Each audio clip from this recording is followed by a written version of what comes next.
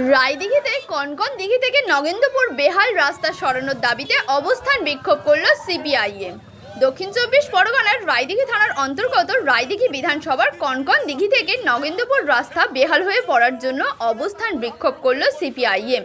এই আন্দোলনের নেতৃত্ব দিলেন প্রাক্তন সুন্দরবন উন্নয়ন মন্ত্রী কান্তি গাঙ্গুলি ও তার পুত্র সাম্য গাঙ্গুলি, রৌফ আলী মোল্লা, রফিক শেখ সহ অন্যান্য ব্যক্তিবর্গগণ।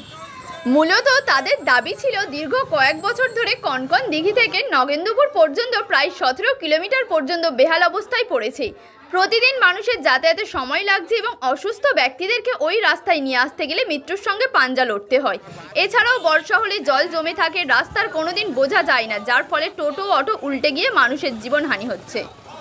আজ বেলা 3টে থেকে বৈকাল 5টা পর্যন্ত রাস্তা অবরোধ হয়। এই অবরোধের সমস্ত যানজট সৃষ্টি হয় এবং টোটো চালক, অটো চালক, ভ্যান চালক সবাই রাস্তায় 3 ঘন্টা দাঁড়িয়ে এই আন্দোলনকে সার্থক করেন।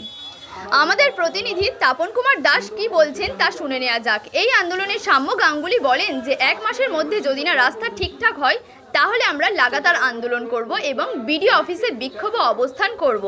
এই আশা নিয়ে 5টার সময় আন্দোলনকারীরা যানজট মুক্ত করে কনকন দিঘি থেকে কাছারি পর্যন্ত প্ল্যাকার্ড এবং দলীয় পতাকা নিয়ে স্লোগান দিতে দিতে এগিয়ে চললেন। অবশেষে কাছারি মোড়ে এই আন্দোলনের সমাপ্ত হয়। আপনারা সাবধানে গাড়ি নিয়ে যান, প্রচুর গাড়ি বাইরে গেছে, এলোমেলোভাবে আপনারা একটু ধৈর্য সহকারে সারিবদ্ধভাবে যাবেন। সমস্ত কন্ট্রাক্টর আপনারা